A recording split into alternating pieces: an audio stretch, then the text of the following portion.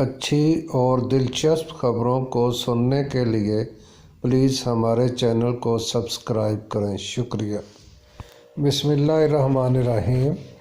ایک نئی ویڈیو کے ساتھ آپ کی خدمت میں حاضر ہیں۔ اب پنجاب بھر میں 1 جنوری 2022 سے صحت کارڈ کا اجرا کیا جا رہا ہے۔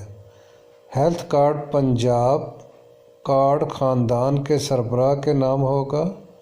اس کے لیے اپنا CNC اپ ڈیٹڈ ہونا چاہیے۔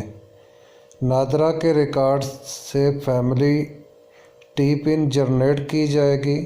اس ریکارڈ کے مطابق آپ کی فیملی کا کارڈ بنے گا، لیکن اس کو پورا خاندان استعمال کرے گا۔